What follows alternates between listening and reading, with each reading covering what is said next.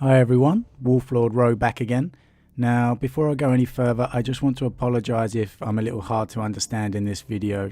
I'm struggling with some major wisdom tooth pain right about now, and hopefully I'll get it sorted out today, but I still wanted to get an upload out as quickly as I possibly could to you guys. So, this one is really one that I find interesting, so I hope you guys do too.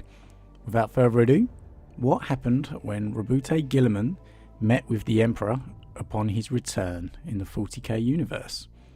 So a usual spoiler warning out of the way to begin with, this will cover events in the fantastic book The Dark Imperium, which focuses on Guilliman after he is awoken from his 10,000 years in a deathline stasis basically, and has embarked on his Indomitus crusade trying to reinforce the embattled Imperium.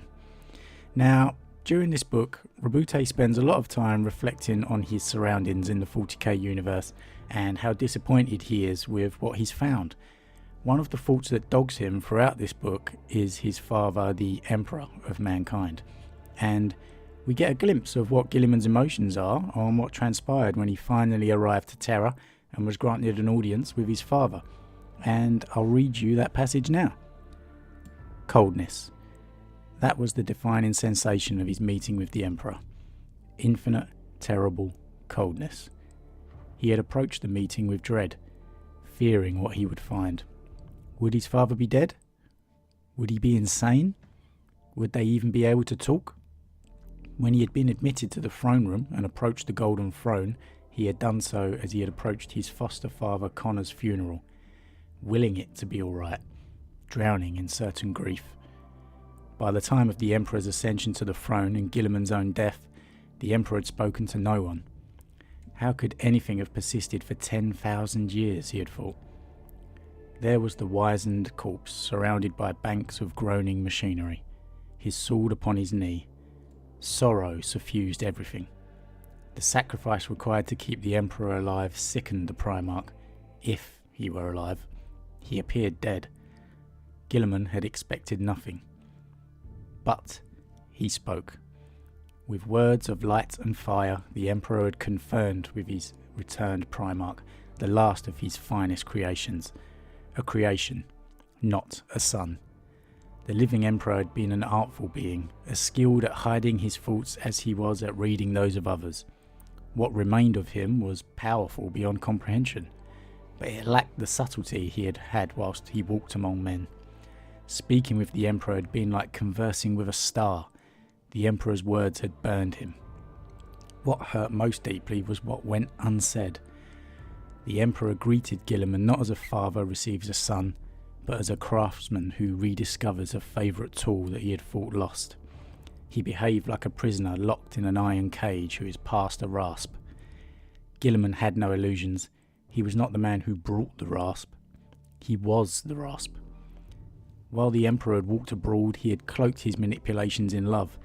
He had let his Primarchs call him father. He had let them call themselves his sons. He had rarely spoken those words himself, Guilliman now realised, and when he had done so without sincerity. Buffeted by the full might of the Emperor's will, unclothed in flesh, a cloak had been ripped from Guilliman's eyes. The Emperor had allowed them to love him, and to believe he loved them in return. He had not.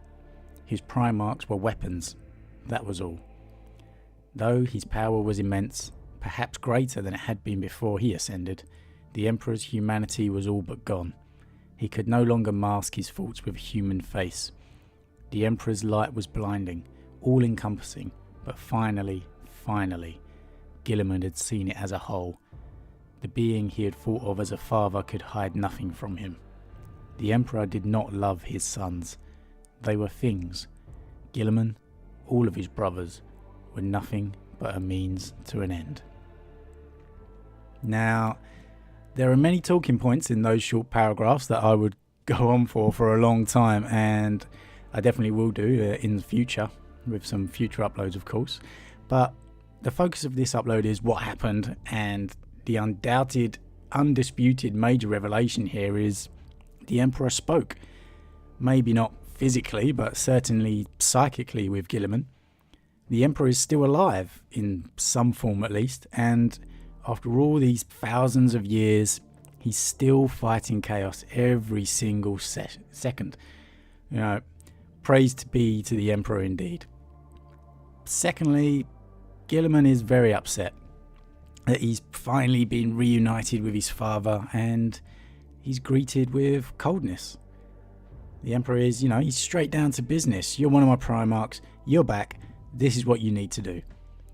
And I'm kind of torn about this because yes, I'm a Primarch fanboy, but I like the little revelations we get in the Horus Heresy series every now and then between the Emperor and how he's like a father to his sons. They are few and far between.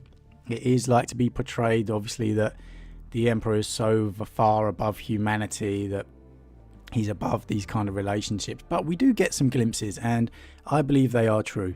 I believe the Emperor does care about his sons, but he's just so far above the human that we can't understand him. There's a fantastic line in one of the Horus Heresy novels where Malcador is doubting the loyalty of Lionel Johnson and the Dark Angels, and the Emperor's just like, nah, no chance, he's loyal.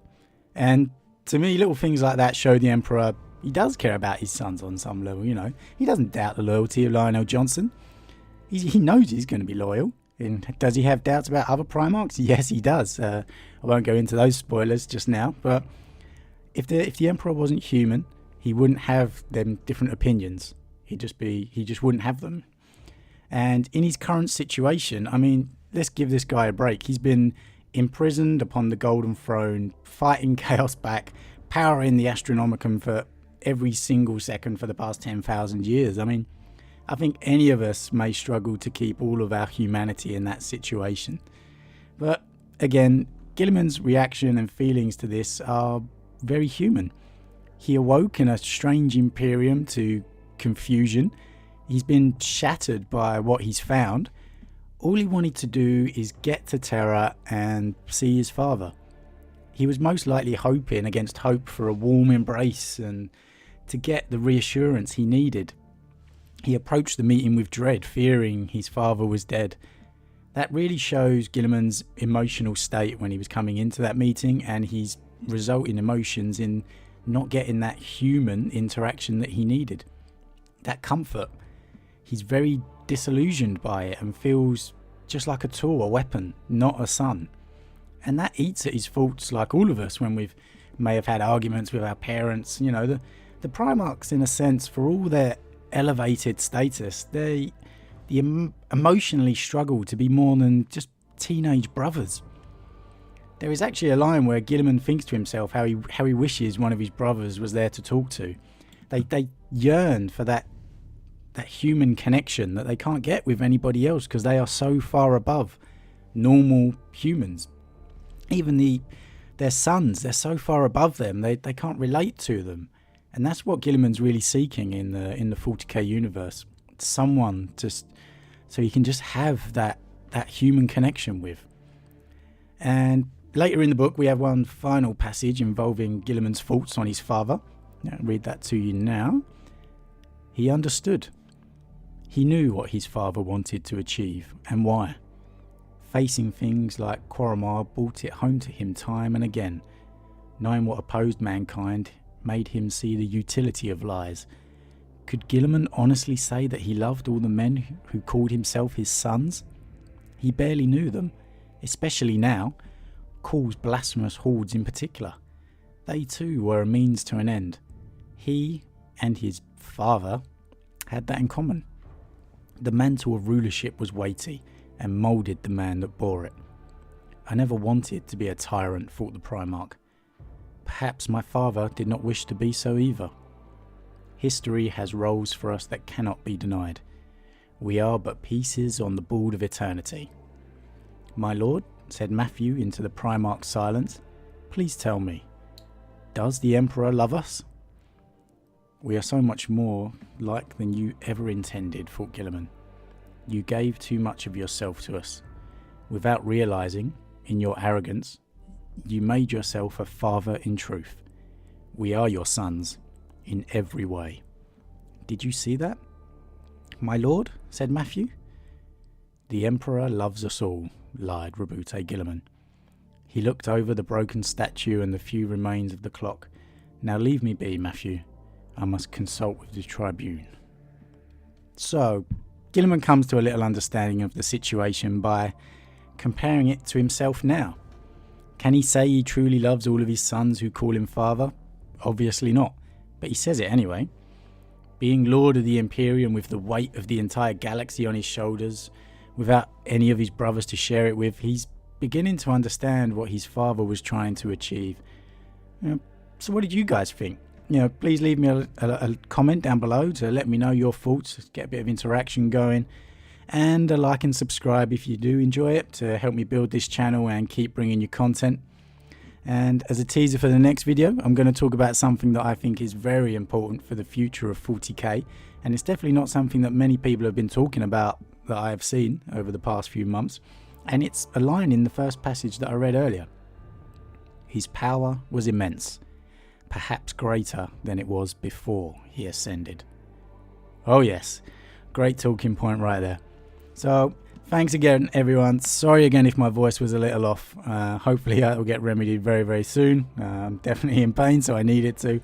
And I will see you all again soon. See you later.